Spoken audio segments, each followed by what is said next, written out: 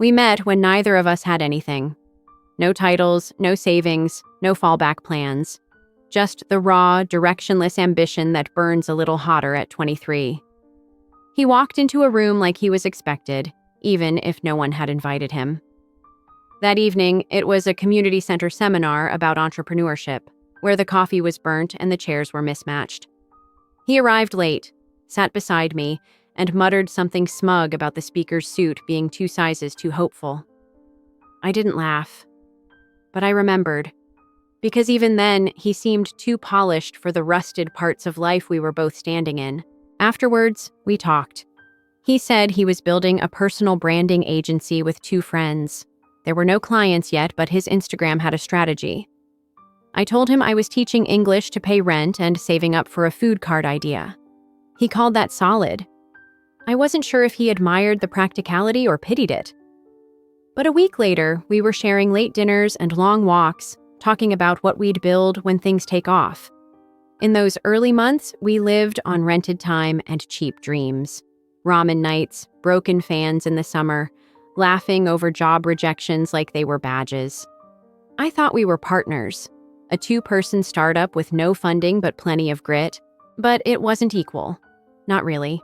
I worked, he posted, I stayed up doing taxes and pitch notes. He updated his LinkedIn headline. I told myself it was division of labor. He was the voice, I was the engine. I wanted to believe we were building something side by side. It took me a while to see I was laying bricks while he held a microphone. The change didn't arrive like thunder. It crept in slowly. New shoes, cryptic social posts, conversations that began to sound like TED Talks. He started talking about networks and energy alignment, started going out more. New friends, louder friends, friends with cars and business cards. He no longer asked what I was cooking. He ordered delivery before coming home. I didn't ask who he was with. I already knew I wouldn't like the answer. One morning, as sunlight hit the boxes he hadn't bothered to close, he looked at me and said it like he'd practiced. "You're amazing, but I don't think we're going in the same direction. I need someone who fits the world I'm entering." I didn't cry. I didn't argue. I just nodded. A few weeks later, his face showed up on my feed. He was sitting beside a girl with a diamond bracelet and 40,000 followers, sipping wine at a place that didn't list prices on the menu. Her caption read, "Building empires with my king." That's when I realized he hadn't evolved. He'd just rebranded. I didn't unfollow him. That would have implied I cared. I didn't block him either. That would have admitted he could still reach me. I simply stopped watching. I let his new life unfold in the background like a muted film I'd already seen too many times. Every few days, a photo would appear. Him laughing in white linen, soft lighting, someone's yacht. Him talking on a panel about building legacy with a mic he never had to earn. Her beside him, always flawless, with captions about balance and ambition and something about soulmates. I never reacted, not once. Not even when mutual friends messaged to ask if I was okay. I'd just say, "It's fine," and go back to whatever spreadsheet I was building. Because unlike him, I didn't need an audience to feel real. I moved out of our shared apartment 2 weeks after he left. He never came back for the boxes he left behind. I donated most of it. The only thing I kept was a notebook filled with ideas we once scribbled together, because most of them were mine. The pages were filled with timelines, sketches, flowcharts. He had doodled slogans in the margins, mostly unfinished. I looked at it once more before sliding it into my drawer, not as a keepsake, but as inventory. I wasn't going to waste the work just because he wasn't around to benefit from it. That winter, I disappeared, on purpose. I moved into a smaller flat, 1 room, no windows. But it was cheap and it gave me exactly what I needed: time. I started teaching more aggressively online, tutoring late into the night, taking on students from different time zones to save faster. And then slowly, I began to build. No co-founder, no romantic speeches, just the same idea we once talked about, but with real numbers, real suppliers, real customers. I registered the business under my name only. I never spoke of it to anyone. I just worked. From 6 in the morning to 2 at night. I packed orders in my kitchen. I replied to every email. I learned how to build a shipping schedule. I studied accounting on YouTube. I drank coffee that went cold before I remembered to sip it.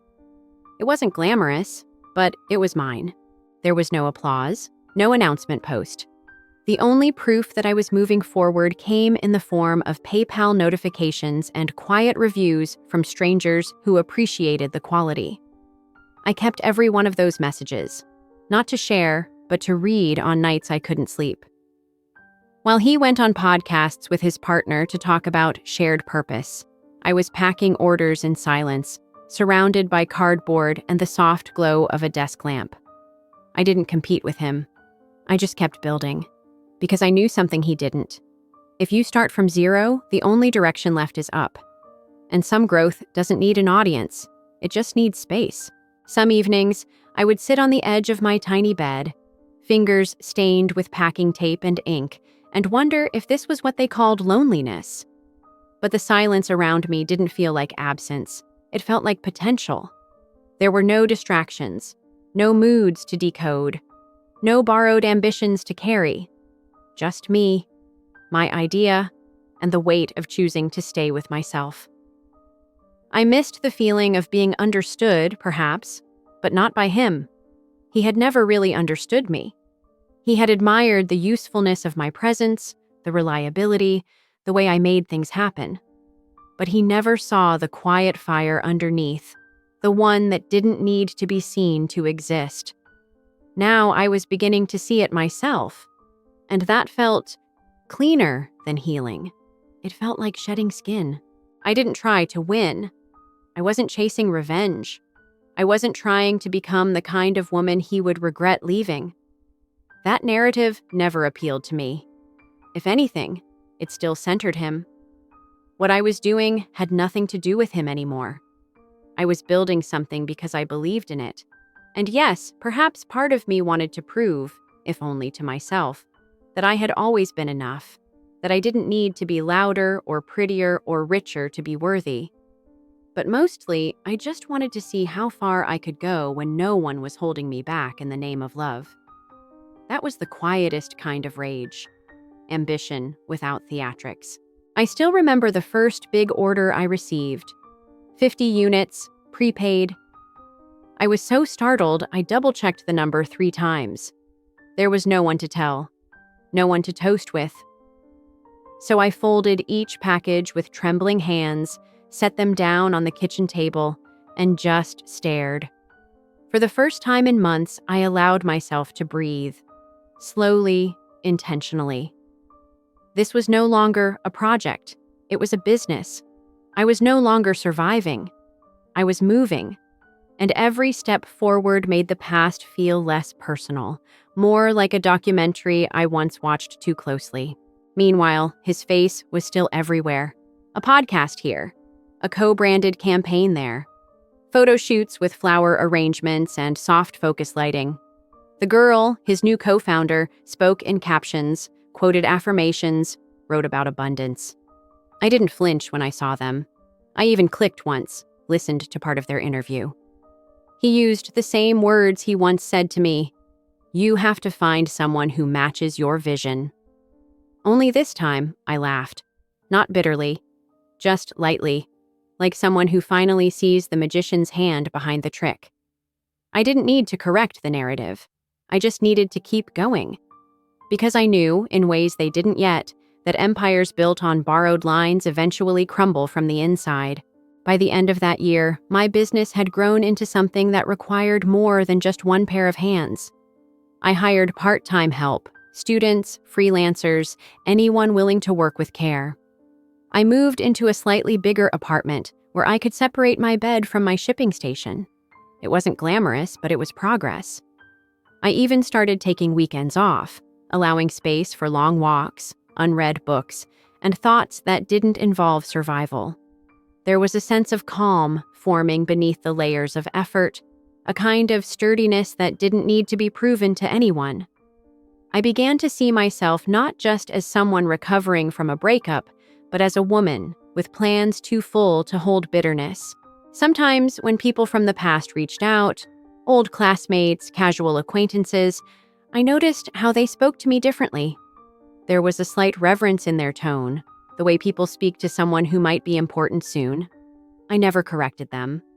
I didn't pretend to be more successful than I was, but I didn't minimize myself either.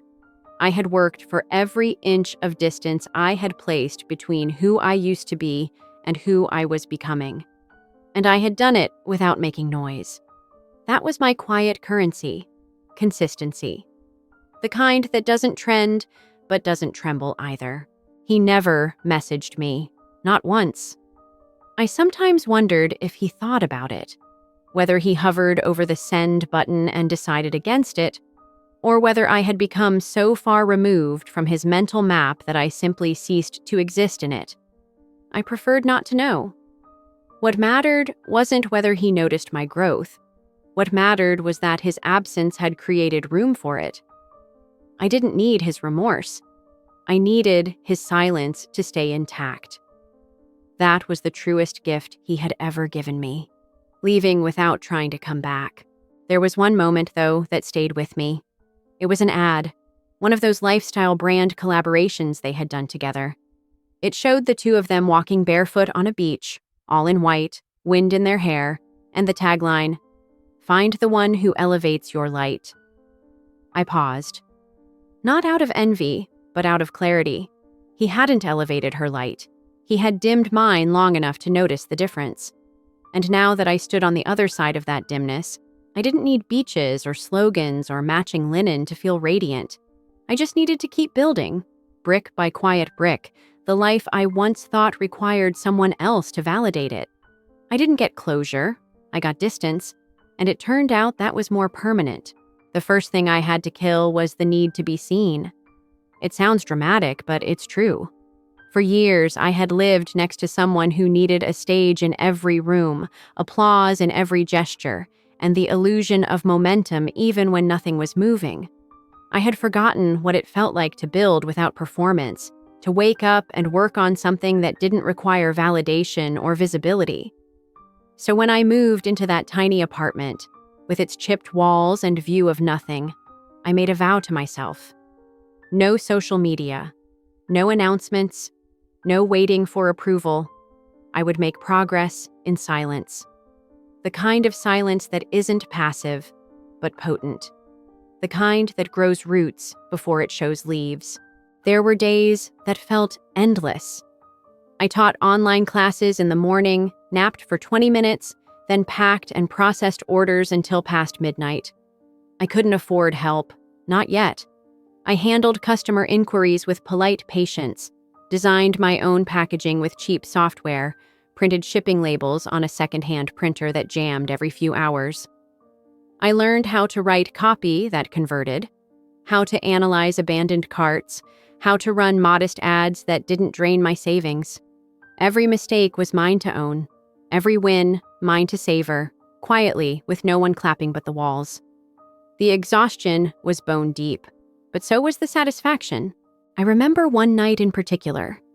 It was raining hard and the power flickered twice before going out entirely. I lit 2 candles and sat on the floor, surrounded by boxes. For a moment, the silence wrapped around me like a question. Was this really better? No one was watching. No one cared if I failed. I could give up now and no one would call it defeat, because no one knew I was trying. But then, somewhere deep inside that darkness, came a steadier voice. One that didn't need echo. One that simply said, "Keep going." I did. I taped the boxes shut by candlelight. The storm passed. My friends didn't hear from me much that year. I didn't go out. I didn't update anyone. When asked, I said I was busy with freelance work, which wasn't a lie. But the truth was more than that. I was rebuilding not just a business, but the scaffolding of self-worth that had been warped by years of being the supportive one. There is something quietly radical about pouring into yourself after being drained by someone else.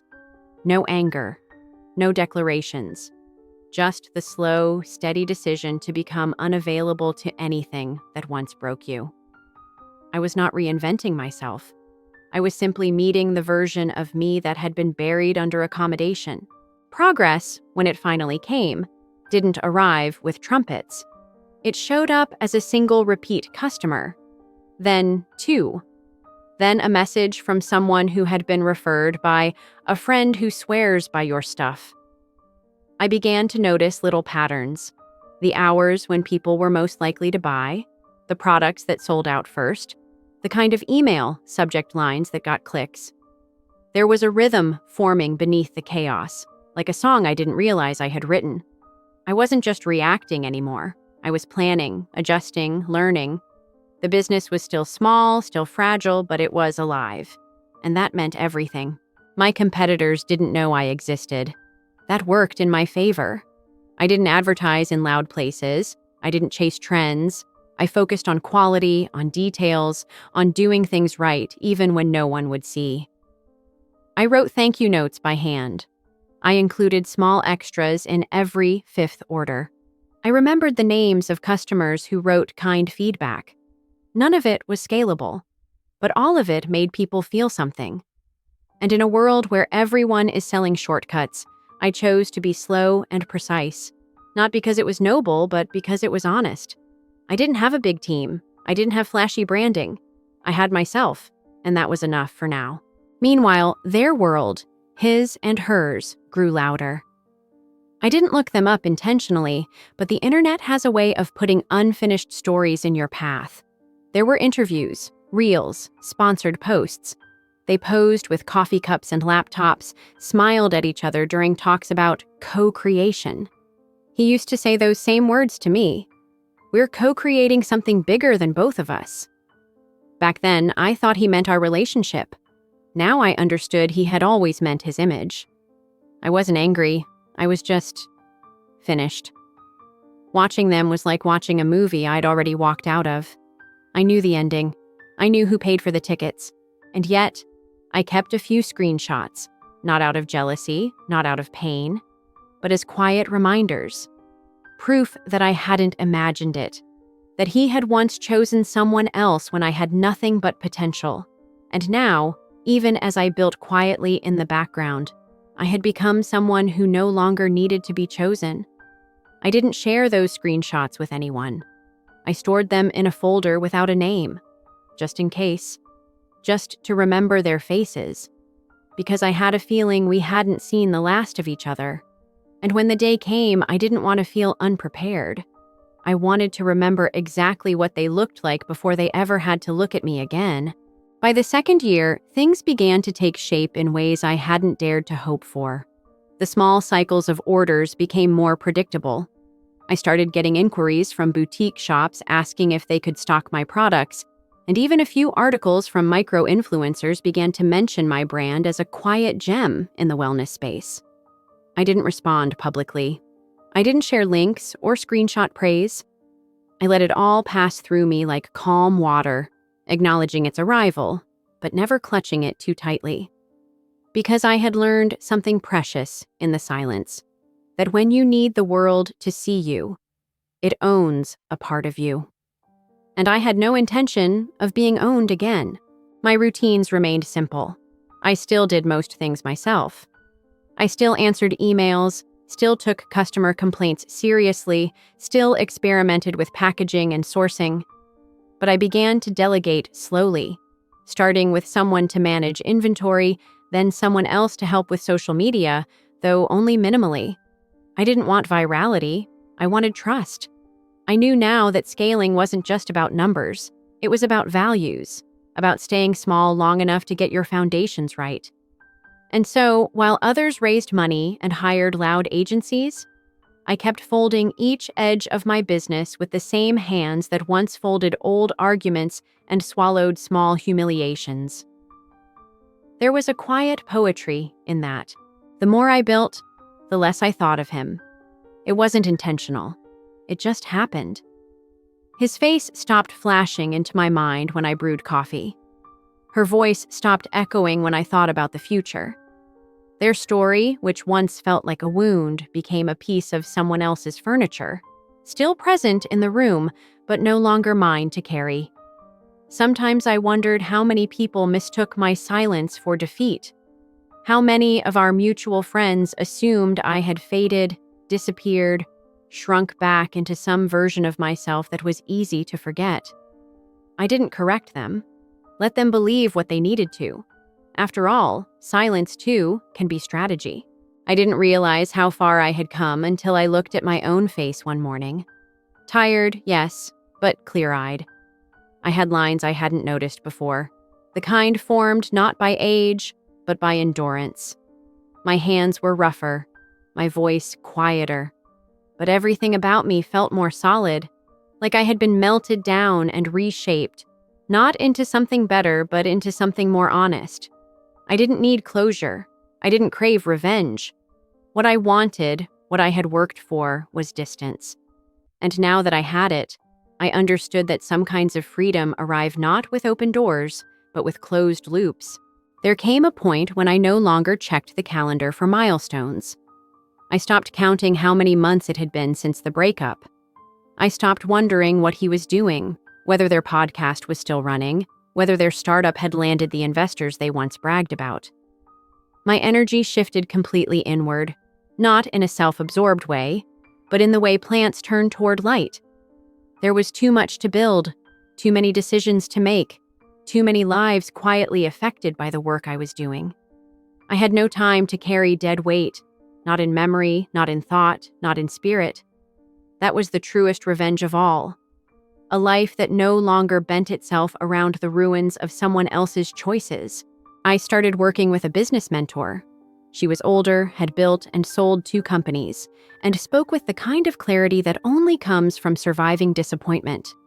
She didn't coddle me. She asked hard questions. She challenged every plan I had, not to dismantle it, but to sharpen it. And I welcomed that. Because for the first time, I didn't feel the need to prove I was strong. I just wanted to be smart, efficient, strategic. She never asked about my past, and I never offered. She didn't know about him, or her, or the reasons I had built this thing with such quiet ferocity. It didn't matter. The why was mine. The how was what we focused on. And with her guidance, I began to prepare for scale. Not because I wanted to be bigger, but because I wanted to be sovereign, untouchable, answering only to myself. Some nights, I would still catch the ghost of him in the oddest places. A phrase someone used, a certain song on shuffle, the way a particular scent reminded me of a cafe we used to frequent. But the weight of those moments had changed. They no longer hurt. They just reminded me of who I had been. Soft, eager, waiting to be chosen. And in contrast, who I had become. Measured, quietly relentless, uninterested in recognition, and yet steadily drawing it in without asking. There was peace in that contrast. And perhaps, more importantly, there was a kind of safety I had never known when love came tethered to someone else's ego. I didn't know it then, but I was already walking toward him again. Not with longing, not with spite, but with power. A kind of power that didn't announce itself, didn't need permission, didn't seek revenge, but simply arrived, the way the tide does, eventually, pulling back everything it once gave, and leaving only what was built to stay. When our paths would cross again, I wouldn't need to speak. I wouldn't need to explain where I'd been, what I had built, or why I had survived. The way I stood would say it all, and they, both of them, would understand, in that exact moment, the full weight of the silence I had carried. By the 4th year, the landscape around me had shifted. What was once a modest home operation had grown into something larger, something that required systems and structures, not just stamina. I had moved into an office, a quiet, sunlit floor above a bakery, with a small but capable team.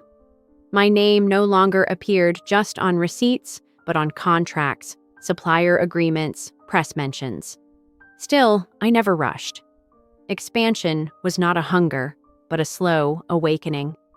We began to explore internal logistics, ways to cut dependency on third-party services, to handle fulfillment in-house.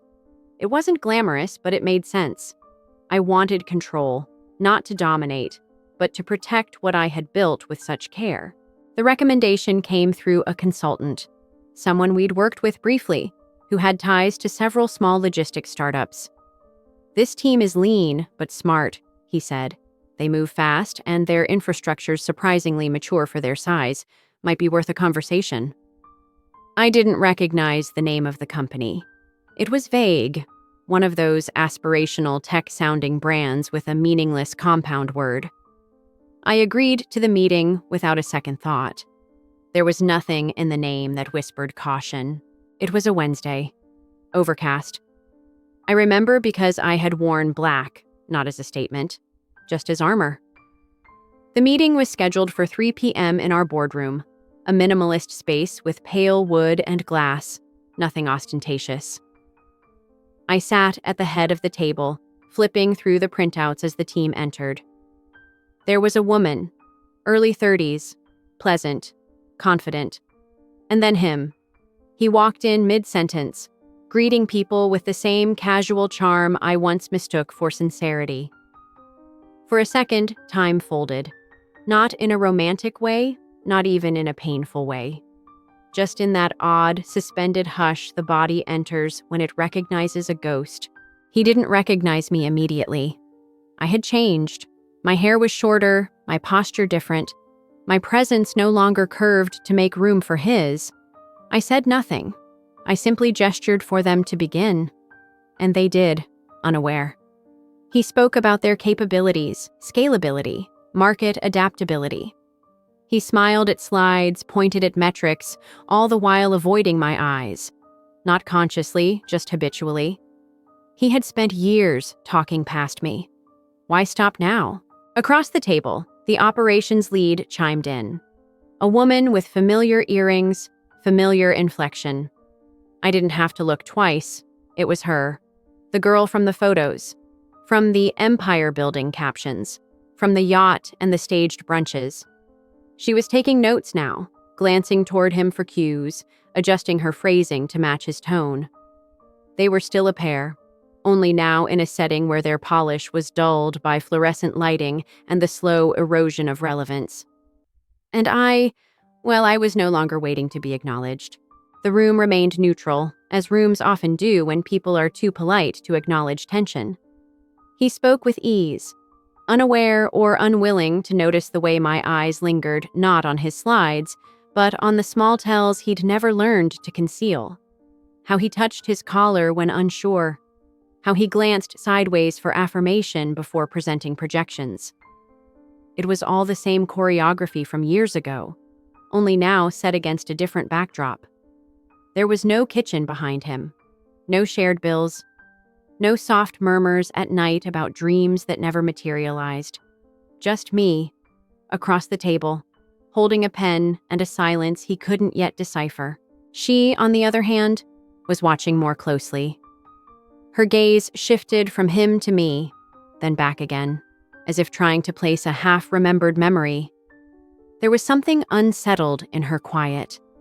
Not fear, not even recognition, just a faint edge of unease, like the instinct to check behind you when the room feels too still. She spoke in measured tones, confident but careful, the way people do when they aren't sure whether the story they're telling still belongs to them. I wondered if she had ever heard about me, or if I had simply been edited out of the narrative they curated together. When the presentation ended, there was a pause, brief but weighted. My assistant asked a few technical questions. I remained quiet. I took notes. I nodded once or twice. I let them believe they were leading the room. That was the art of it. Power doesn't have to speak first. It listens, it waits, it lets others assume. And then it chooses when to arrive. When he finally looked at me, it wasn't out of curiosity. It was that instinctive glance presenters give when they've run out of slides and need to read the room. Our eyes met for a fraction of a second, and I saw it. the flicker, the almost recognition. The small gasp beneath the surface of his expression, quickly buried. But I caught it. Because I knew what it looked like when he realized something too late. I didn't smile. I didn't tilt my head or offer any breadcrumb of emotion. I simply closed my notebook and placed my pen beside it, precisely, deliberately. My assistant turned to me. "Any thoughts?" she asked. I looked up, eyes calm, voice steady. "Let's review everything and circle back." That was all. No commentary, no verdict, just a pause wrapped in elegance. They nodded, thanked us for our time, and filed out with the air of people still convinced they had impressed the right audience. I let them leave with that illusion. For now.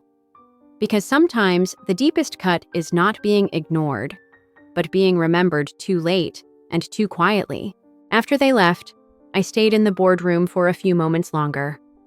The silence felt thicker now, not oppressive, just full, like air that had witnessed something it wasn't supposed to. I looked down at my notes, not to review them, but to ground myself. My handwriting had changed, neater, more deliberate, the loops smaller, the lines straighter. Even that was a kind of mirror, showing me who I had become when no one was watching. I stood up, walked to the window, and let my eyes rest on the city outside. The buildings hadn't changed. The traffic moved in the same chaotic rhythm. But I had shifted. I had crossed some invisible line, and I knew I couldn't go back. Not to softness, not to apology, not to waiting. Later that afternoon, my assistant brought in the post-meeting summary. She paused before leaving and asked, "Did you find anything particularly interesting?" I didn't look up right away. I wanted the pause to sit long enough to be felt. Then I offered her a small smile. Barely there. "Let's take our time," I said. It wasn't a strategy. It was instinct. Because power, once reclaimed, teaches you restraint. I had no desire to react. I would respond, eventually, in the language I now spoke best. Process, policy, precision. They had walked into the room unaware of the past. I would make sure they walked out carrying its full weight. Over the next week, I reviewed their company in detail. Not just the numbers they presented, but the structure beneath them, their operating history, their staffing patterns, their leadership roles. It was all there in public records and professional trails. He was technically the founder, but her name appeared more often in the execution layers. I saw how they had built something together, something not unlike the dreams he once outlined to me on napkins and scrap paper. Only now it had borders, assets, liabilities, something that could be purchased, integrated, disassembled. The irony didn't sting. It fascinated me. Because while they had spent years performing ambition, I had been constructing its architecture. When the internal analysis was complete, I sat with my team to discuss potential acquisition. There were better logistics firms out there, more scalable, more efficient. But this one offered something unique. Familiarity. Not as a personal vendetta, but as a case study in closure. A chance to reclaim the story, not by retelling it, but by absorbing its next chapter into something larger. My lead advisor asked if I had any concerns about the emotional optics. I said no, because emotion wasn't the driver. It never had been. This wasn't a power move, it was a housekeeping decision. Sometimes you don't burn the bridge, you just quietly buy the land around it, and wait. We scheduled the follow-up meeting 2 weeks later. Same room, same setting. The only difference was that this time I wore white. Not for them, not for symbolism, just because it was clean, silent, unignorable. They arrived on time, slightly more polished than before, as if someone had advised them this meeting mattered more than the last. He opened with confidence, reiterating points from the previous pitch. She followed with efficiency, handing out revised documents, updated numbers, refined projections. I let them speak. I nodded once or twice. I asked a question that required him to circle back on an earlier claim, just enough to see if he'd sweat under a soft spotlight. He did, not obviously. Just a subtle twitch near his jaw when the numbers didn't quite add up. She noticed too. Her smile faltered when she turned a page and realized I had already annotated the margins. I asked about redundancy plans, about conflict resolution protocols, about equity distribution in the event of acquisition. My voice was neutral, my posture unthreatening. But the questions landed with weight, because they weren't abstract. They were specific, surgical. The kind of questions you only ask when you've already decided something. You're just testing the temperature before you step into the pool. The moment of recognition came quietly. Midway through the meeting, as he was answering a query about growth projections, he looked at me again. This time, fully. His words stumbled, not enough to be unprofessional, but enough to notice. And I saw it happen. The realization that this wasn't just a business meeting, that the woman across from him was not a stranger, that she had never been truly gone, and that, somehow, he was now presenting himself for approval in a room where he no longer held the pen. He blinked, once, slowly, then kept talking. But the rhythm had changed. The confidence had thinned. And she, his partner, began glancing at him more often, searching for cues that weren't there anymore. When the meeting ended, my assistant walked them out. I stayed seated, tapping my pen lightly against the armrest. I didn't need to say anything. They had seen enough, heard enough, felt enough. The imbalance had been corrected without a single correction. I looked down at the acquisition summary beside me and drew a small check mark in the corner. Not a signature, not a declaration, just a quiet signal to myself that the past had arrived, bowed slightly, and exited. I didn't feel triumph. I didn't feel closure. I felt clarity. And sometimes that's the sharper blade. The acquisition moved forward with all the grace of something inevitable. Papers were signed, due diligence conducted, and the logistics startup they once built with slogans and filtered light now sat beneath the umbrella of something larger. Mine. It wasn't a hostile takeover. It wasn't even particularly difficult. Their company was lean but stretched, undercapitalized, undermanaged, and quietly seeking structure it had never fully achieved on its own. I offered that structure. I offered systems. I offered a path to stability. And in exchange, I asked for exactly what I needed: the right to reshape, reassign, and reconfigure as I saw fit. They accepted. Of course they did. Because when survival knocks, pride tends to step aside. I didn't rush the next steps.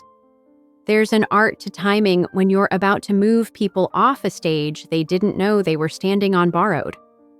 I scheduled an internal cultural alignment session, a standard part of most mergers. The kind of meeting that looks like team building on the surface but is really a litmus test for who belongs in the new rhythm. I asked for all key staff to attend, especially founders and department leads. The invite was polite, the agenda vague, just enough to create curiosity, just enough to disguise the weight of what was coming. The room was smaller this time. Not the main boardroom, just a sunlit meeting space with no projection screen, no table to stand behind. Everyone sat in a circle, no laptops, just a single page of questions to answer aloud. What's your role? How do you see it evolving? What does long-term alignment mean to you? I watched them come in, a bit more tentative now. The energy had shifted. She wore neutral colors. He wore a jacket that didn't quite fit his shoulders. They greeted everyone as usual, but their smiles were smaller, tighter around the eyes. They knew something had changed. They just didn't know what shape it would take. When it was his turn to speak, he straightened in his seat and began. His tone was rehearsed, polished, still clinging to the rhythm of someone who had once spoken into microphones. He talked about flexibility, synergy, about vision. He gestured a lot, as if moving his hands would compensate for the thinness of the substance. When she spoke, it was steadier, more grounded. She spoke about process, about what she had learned, about wanting to be part of something more disciplined. I listened to both without blinking, not because I was unmoved, but because I had already made the decision. This wasn't an interview. It was the final scene, and they were performing for a position that no longer existed. When the last person had spoken, the room fell into a soft, waiting silence, the kind that always follows uncertainty. No one knew what came next. That, in itself, was the message. I let the quiet settle, then reached down, picked up a thin folder, and placed it on my lap. I didn't open it yet. I looked around the circle slowly, letting my gaze rest evenly on each face. Not with scrutiny, but with intention. They had all built something, yes. But they had also built it atop assumptions, and one by one, those assumptions were now about to meet structure. I began by thanking them, not with fake warmth, but with sincerity. Building anything from scratch requires grit. Even when the outcome is flawed, the effort still has weight. I acknowledged that. Then I explained the next phase. How our organization needed integration, clarity, stability. How overlapping roles would be redefined, and how every position would now answer to structure, not sentiment. There were no outbursts, no wide eyes, just the tightening of shoulders, the stillness of people realizing that alignment had always been a polite word for change. Then came the moment. I opened the folder, took out the updated organizational chart, a clean document, color-coded, efficient. I passed out copies, one by one. When it reached him, his fingers hesitated slightly before taking it. She unfolded hers immediately. I watched their eyes move across the paper, looking for their names. His came first.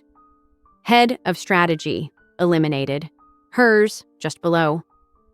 Operations Manager, reassigned to pending role evaluation.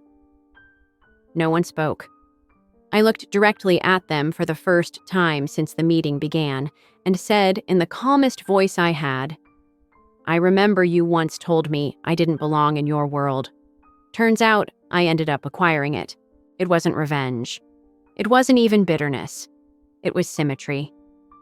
I had carried those words for years, not as a wound, but as a marker.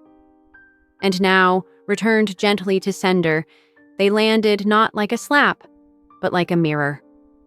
He looked up. She didn't. Her hands were folded tightly in her lap, holding the chart as if it might shift if gripped hard enough. He opened his mouth slightly, then closed it. There was nothing to say. Everything was legal. Everything was signed. Everything was done. I stood slowly and thanked them again, for their time, their ideas, their presence. Then I added, "Your transition will be supported through the end of this week. I truly hope you find environments more aligned with what you value. Not sarcasm, not cruelty, just closure, with no debris left behind." Then I walked out, not because I was done, but because there was nothing more that needed to be said. The hallway outside the meeting room was long and glass-lined. I walked it slowly, allowing each step to settle the shift that had just occurred. I didn't feel victorious. That wasn't the point. I felt clean, light, as if something I had carried, not out of pain, but memory, had finally stepped down from its quiet post on my back. I returned to my office, closed the door, and sat still. My assistant came in 10 minutes later with the follow-up paperwork for the HR transition. She didn't say anything about what had happened. She didn't need to. She had seen the meeting agenda, the names on the chart. She handed me the forms and left with a small nod, the kind that signals both completion and respect. Down the hall, I imagined the atmosphere shifting. The quiet conversations, the subtle glances, the way people process impact in stages. It's never the announcement that undoes people. It's the echo. The realization that the room doesn't bend for them anymore. That decisions have been made without consulting their charm. That someone else, somewhere, has drawn a line. and they now sit on the outside of it. I didn't enjoy that thought, but I didn't flinch from it either, because I had been on the receiving end of silent decisions before, and I had learned how to rise from them. Later that day, I received an email from him, brief, formal, acknowledging the outcome, offering a vague statement of hope that this transition will be smooth for all parties. I read it once, then deleted it. No reply, nothing owed. She didn't write. She wouldn't. Her silence was a different kind, not the silence of dignity, but of calculation. I imagined her reworking her next steps even as the ink dried on her exit notice. That was fine. Let her rebuild. Let them both rebuild. I wasn't trying to destroy them. I was simply choosing not to carry them anymore. Not in business, not in memory, not in energy. The remainder of the week unfolded predictably. They attended the required off-boarding meetings, signed the forms, handed over credentials. There was no drama, no tears, just the sound of paper sliding into folders, of doors closing gently behind them. A few staff members looked uncomfortable, unsure how to react. Others seemed relieved, as if a subtle tension had been cleared from the air. No one said it aloud, but they all felt it. A balance had been restored. The old dynamic of style over substance, of performance over preparation, had finally been put to rest. And I had done it without slamming a single door, only by choosing which ones would remain open. By Friday, they were gone. Their names removed from internal dashboards, their emails deactivated, their key cards returned. There were no farewell cakes, no carefully worded company-wide announcements, just 2 quiet bullet points in the weekly update from HR. Roles transitioned in logistics team. Structural consolidation in progress. That was it. No fanfare, no legacy, just a line between what was and what now is. And in that line, a silence louder than any speech. I stood by the window that afternoon, watching the street below, not looking for them, but thinking about what it meant to finish something. Not violently, not emotionally, but thoroughly. I hadn't spoken to either of them again. I wouldn't. Not because there was anything left to say, but because silence was, and had always been, my final word. Let them tell their own story. Let them edit the ending as they pleased. I had no interest in owning their version. My life had expanded far beyond the frame they once occupied. I no longer needed to prove I had outgrown them. I simply had. I moved through my days now with the kind of certainty that doesn't demand confirmation. My decisions came from depth, not reaction. And for the first time in years, I felt no need to look over my shoulder, because nothing back there could follow me anymore. A few weeks later, I received an invitation to speak at a women's business forum, Resilience in Leadership. I hesitated, not because I didn't have something to say, but because I knew the room would expect a certain narrative. The phoenix, the comeback, the tale of heartbreak turned to empire. But that wasn't my story. Mine was quieter, slower. It didn't come with fire. It came with structure, with stillness, with staying. And so I accepted, not to speak of revenge or transformation, but to speak of what it means to keep building while no one claps. To choose evolution without an audience. To become undeniable without becoming loud. On the day of the event, I wore black again. Not for mourning, for precision. I stepped onto the stage, not as someone who had won, but as someone who had arrived, fully, on her own terms. And in that moment, I felt no rage, no vindication, no need to explain how I got here. Just a deep, unwavering sense that everything that had fallen away had simply made room for me to sit exactly where I was meant to be. Not above them, not behind them, just somewhere they could never reach, not because I was better, but because I had stopped needing anything they still required to breathe. There's a particular kind of quiet that arrives after everything ends. It's not relief, not peace, not even satisfaction. It's just the absence of weight. The first few mornings after their departure, I noticed how still the office felt. Not emptier, just steadier.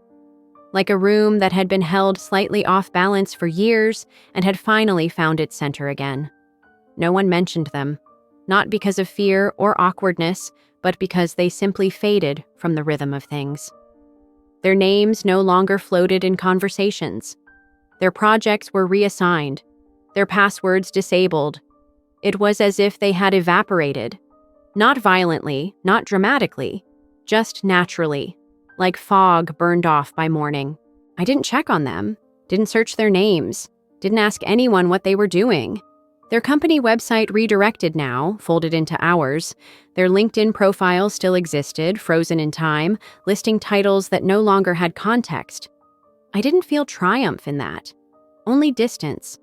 I understood now that the most complete kind of closure doesn't come from watching someone fall. It comes from realizing they no longer occupy the room inside you where you once kept the story. That room had been cleared, its windows opened, its dust swept out quietly one early morning without ceremony. One day, a former mutual friend reached out. Someone I hadn't spoken to in years. She had seen something, an old article perhaps, and wanted to know if it was true. "Did you really buy their company?" I replied politely, vaguely. The structure aligned with what we needed. She laughed in text, called it iconic, asked how I felt. I thought for a while before answering. Then I typed, "I didn't do anything to them. They simply had to look at me again, and that was enough." She didn't reply for hours. When she finally did, it was only 2 words. "He knows." Maybe he did. Maybe he didn't. But I never heard from him again. Not directly, not indirectly. There were no follow-up emails, no attempts at reconnection. Just silence. And for the first time in a long while, it didn't feel like avoidance or punishment. It felt like understanding, a mutual, wordless agreement. We had nothing left to offer each other. Not apology, not explanation. Only memory. And even that was starting to dim. Life after them didn't change overnight. It unfolded gradually, like a window left slightly ajar, letting in new air without demanding attention. I still went to work every morning, still answered emails, reviewed reports, signed off on budgets. But something beneath the routine had shifted. The pressure I had lived with, silent, internal, unspoken, was gone. It wasn't about them anymore. It wasn't even about proving anything to myself. It was about simplicity, about choosing things that fit without having to shrink, about saying yes without translating the cost into someone else's comfort. I had grown used to overcompensating for others. Now I was learning how to walk at my own pace, without dragging or pushing or performing. I started noticing the space I had reclaimed, the way my time stretched, quietly, into areas I used to neglect. I read more. Not business books, but novels. I took longer walks without my phone. I began spending Sunday mornings in silence. No meetings, no agendas, just the slow ritual of making coffee and watching light move across the floor. These moments weren't loud or transformative.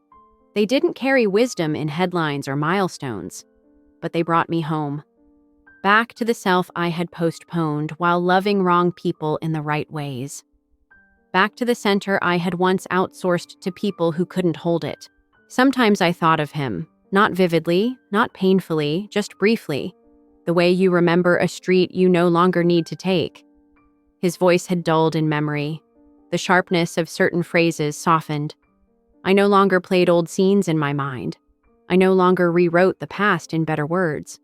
The version of me who stayed too long, believed too much, gave too quietly. She wasn't a fool. She was a bridge. I crossed through her. And now, standing where she never imagined we'd arrive, I could thank her. Not with pity, with respect, she, his partner, disappeared from my radar completely. I hadn't heard her name in months. Someone mentioned she was freelancing again. Someone else said she had launched something new. I didn't follow up. I didn't wish her ill. I simply had no more space for the part of me that used to care. It wasn't disdain. It was release. She had been a character in a chapter I had already finished, and I no longer needed to bookmark that page out of habit. They were both echoes now. Not ghosts, not villains, just people who once stood too close to my center. And now no longer did. There's a strange clarity that arrives when nothing is left to defend. Not your choices, not your grief, not your growth. I looked back on the woman I had been, the one who sat through a breakup served with polite cruelty, who watched herself be replaced in public like a silent understudy dismissed mid-scene. She had cried quietly into late-night work shifts, buried humiliation inside effort, and stitched dignity together with silence. And yet, she hadn't collapsed. She hadn't lashed out. She hadn't needed the world to know she was hurting. She just kept building, brick by brick, alone, unseen, and often unsure. That kind of strength isn't glamorous. It doesn't trend, but it lasts. There were so many moments along the way when it would have been easier to stop, to settle, to perform healing rather than embody it, to pivot toward something shinier, louder, easier to explain. But I didn't. Not because I was brave, but because I had nothing else left to lose. And that emptiness became my fuel. Not rage, not revenge, just the stubborn insistence that if I was going to survive, it would be on my terms. I had made peace with the fact that no one would hand me the narrative I wanted. So I wrote it quietly, one unpaid invoice, one cold dinner, one sleepless night at a time. Now, years later, I don't feel wiser. I just feel steadier. My boundaries don't tremble when tested. My voice doesn't shake when I say no. I no longer wait to be picked. I no longer need to be understood. There's a calm that comes when you stop auditioning for other people's stories, when you realize you were never too much, just too much for someone who preferred smallness. I wasn't too intense, too demanding, too ambitious. I was just inconvenient to a man who mistook charisma for competence and to a woman who didn't know she was repeating someone else's script. They weren't villains. They were human. Flawed, fragile, trying, just like I was. And forgiving them didn't mean I wanted them back. It didn't even mean I approved. It just meant I didn't want to carry them anymore. Not as wounds, not as warnings. I no longer needed their names to explain why I worked so hard or why I held myself so tightly. Their absence had shaped me, yes. But their memory no longer governed me.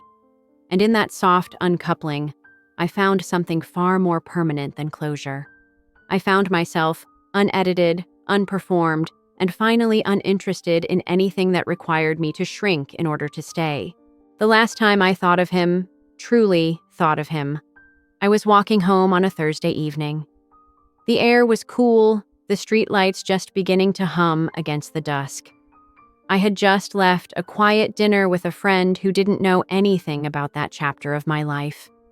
We had laughed about deadlines and aging and how good bread always makes silence feel like a conversation. And somewhere between her hug goodbye and the rustle of leaves on the sidewalk, his name floated into my mind. Not like a ghost, but like a postcard found in a drawer during spring cleaning. I acknowledged it, and then I let it drift. I didn't grip it, didn't analyze it. I just kept walking, my footsteps firm against the pavement, as if they belonged fully to me for the first time. I no longer needed to remember every detail. The apartment we shared, the way he'd leave dishes in the sink for days, the half-started ideas he spoke of with such conviction but never finished. The way he once said I was too practical, like it was an apology he owed the universe. Those memories used to haunt me with unfinished meaning, like dreams you wake from mid-sentence. But now they had faded into static. Not erased, just irrelevant. I had outlived them, not by running faster, but by walking slowly in a different direction, one that didn't require his map. Even the parts of me that had been shaped in response to him had softened. The sharpness I once wore like armor dulled into discernment. The drive that was once fueled by fury now ran on peace. I didn't need to build an empire to prove I was worth staying for. I had simply built a life I no longer wanted to leave. And that, in the end, was the truest form of power. Not control over others, but sovereignty over yourself. The ability to say, I stayed with me, even when no one else did. The ability to look at the mirror without waiting for it to reflect someone else's approval. They left me because I wasn't enough, I once whispered in the dark. But now, in the quiet of my own company, I knew the truth. I hadn't been too small. I had simply been too honest to fit into their illusions. And so, they chose sparkle over substance. And I chose stillness over spectacle. In the end, I became someone they couldn't afford to stay with. Not financially, not emotionally, not spiritually. And that wasn't a punishment. It was a parting, a natural one. Like seasons changing without needing permission. Like exits that don't need doors. Like an interview that ends not with a handshake, but with a silence that no longer needs to be broken.